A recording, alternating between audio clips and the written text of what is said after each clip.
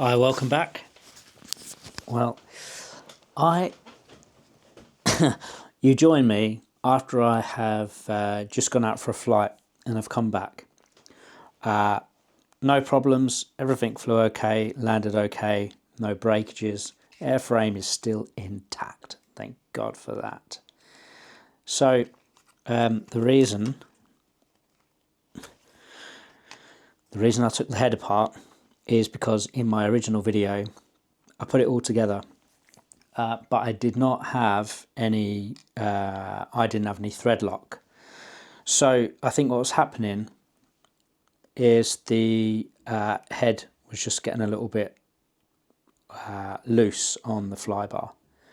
Not only that, I don't think that I built up the. I don't think I built up the bearings properly. So I'm doing it again. I've already stripped it down. Let's try and make this a reasonably quick video, not linger for too long. Let me grab my Loctite. Oh, come on. Okay. Ugh. Okay, so right, I don't need that for a second, but I do need these. And I've got the bearings here. What I had also noticed is these tiny brass washers. They have got a chamfer. Okay, so the flat side goes toward the rubber bushing that sits in there, and the chamfer sticks out that way and that way. I thought I had kind of seen everything as I was stripping it apart before, but I clearly did not. So what we need to do is, I don't think,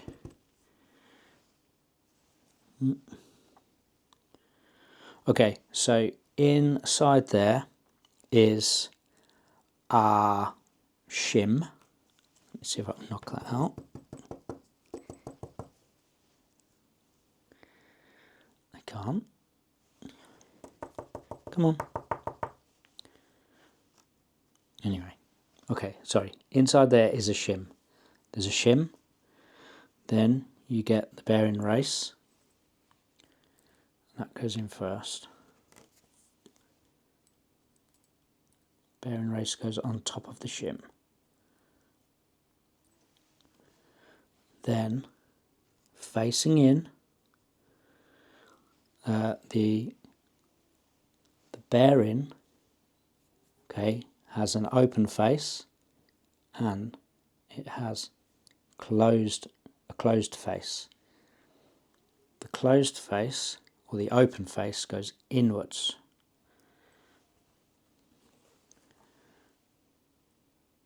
Closed face goes inwards. Then the bearing race, which has got a little cup, that goes face down, so flat side out. That lays on top of there. Okay, that's that one done. Let's get this side, do the same thing. So again, the shim is already in there.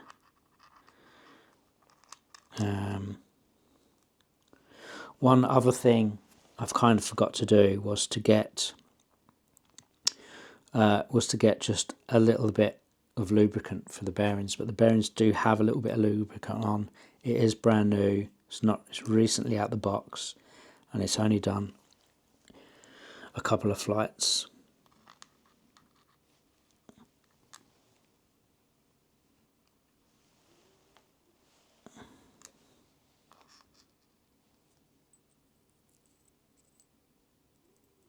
No, wrong way.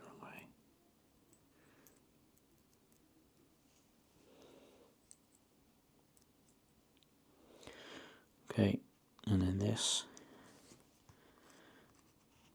face down.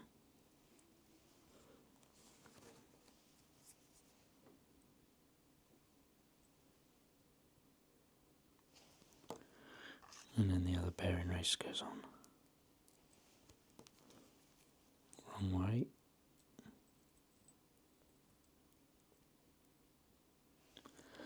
Okay.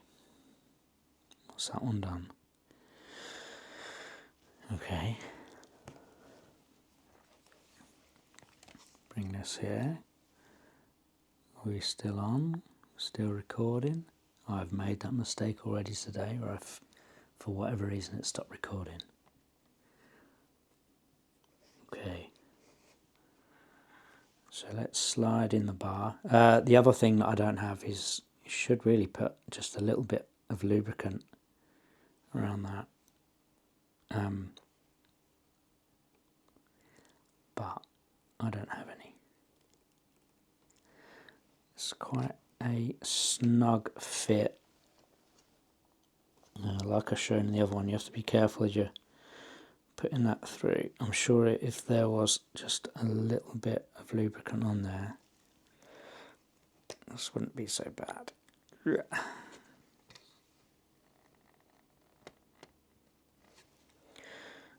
Again, when that gets tightened up that way, things should centre themselves. Okay, so brass washers, not copper, brass. That goes on like that, slides up there, and we'll put the other side on too. Make sure they're both facing outwards, like that.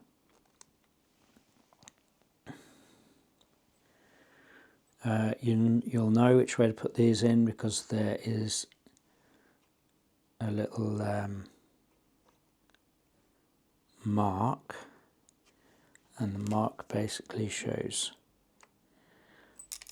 you where it's centered.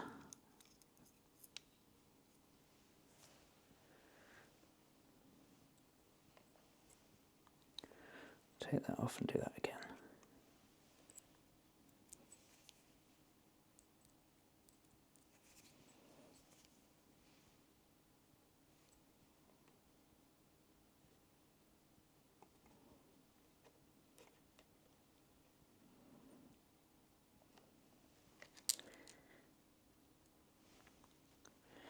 I have just dropped that little washer would do that. Right.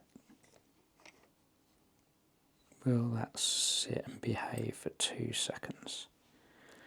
Now, need to put some Loctite on. Do not forget that.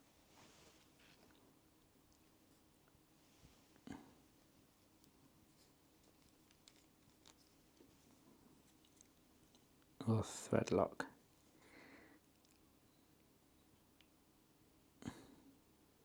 Doesn't need to be lots. Might need to be a bit more than that, but that should do the job. Don't drop it.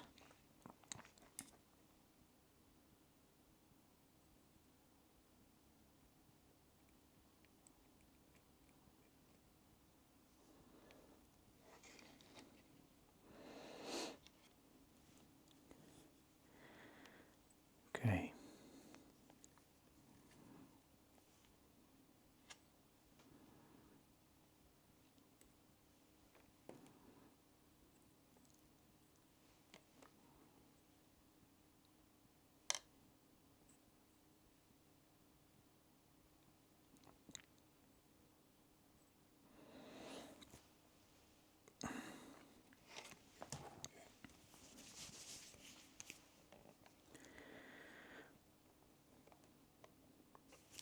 Again, this is not the proper tool, but for now, it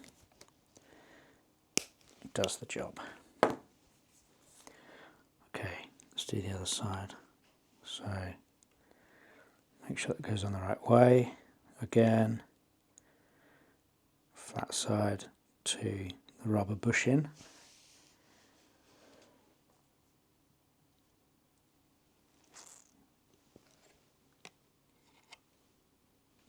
this.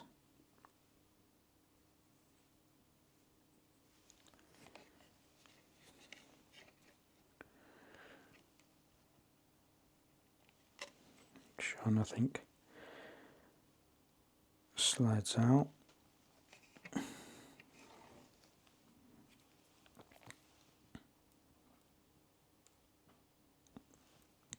Sort of snug where it needs to be. Put a little bit of thread lock on. Doesn't need to be a lot. And then, without dropping anything,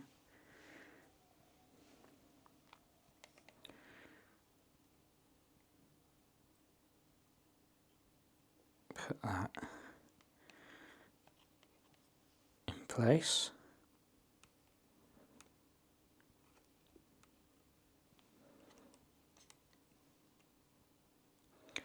Okay, so now we would nip that up.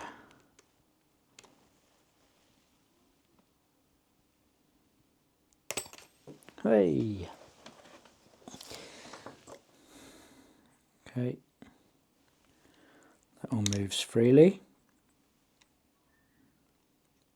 Pop them back on. Whee! Put the lid back on the thread lock.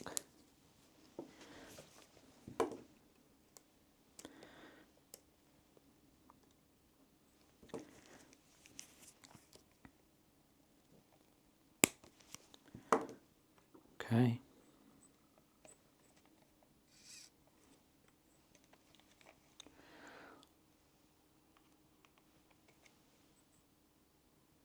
Yeah, that's better.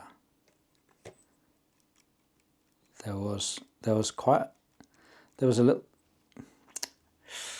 how can I put this? It felt like there was a bit of slack in these earlier on.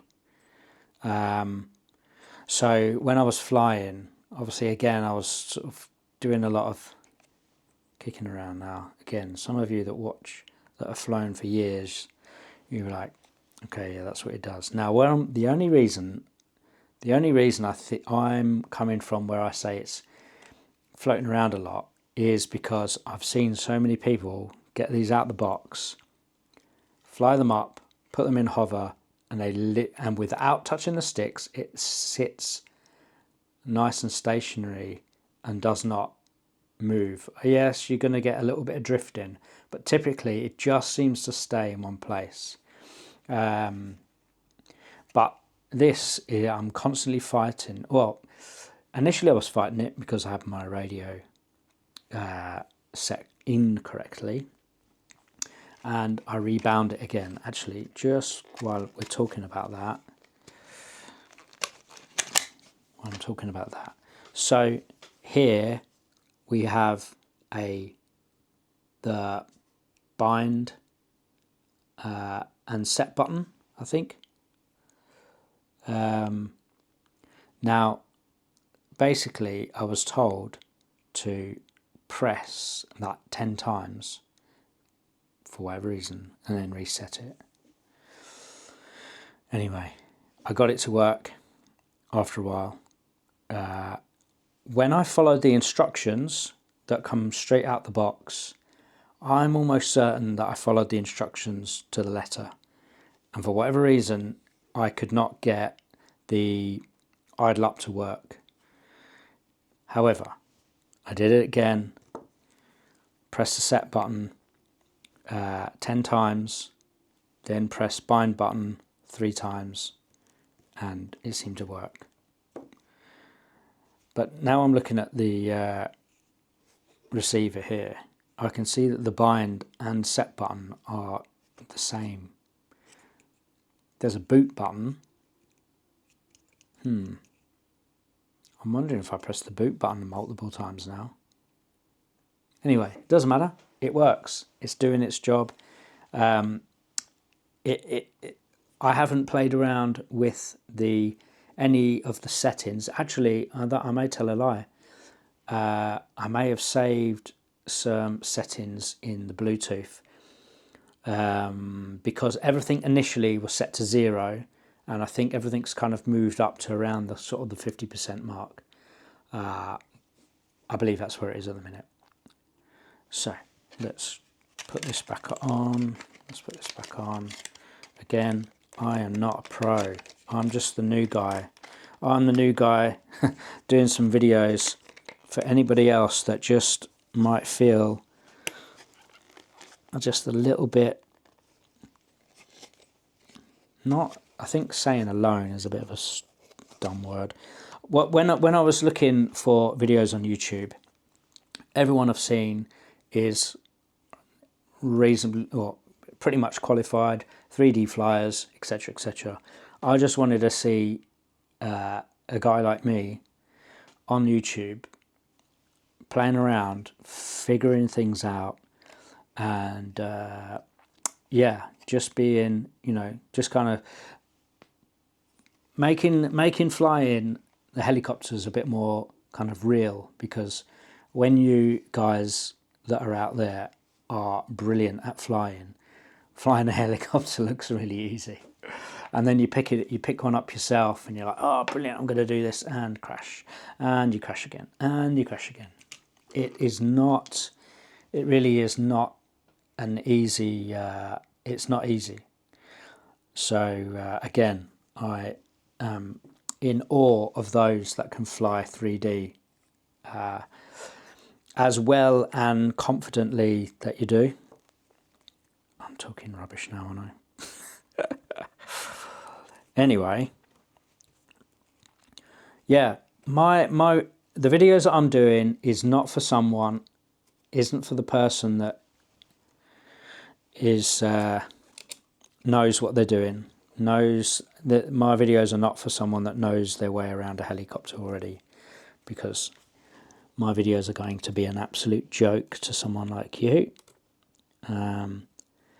My videos are going to be to the new guy who's just picked up a heli or wants to get into it, because then they can sort of be like, this guy's having some issues. Maybe I'm not doing so bad.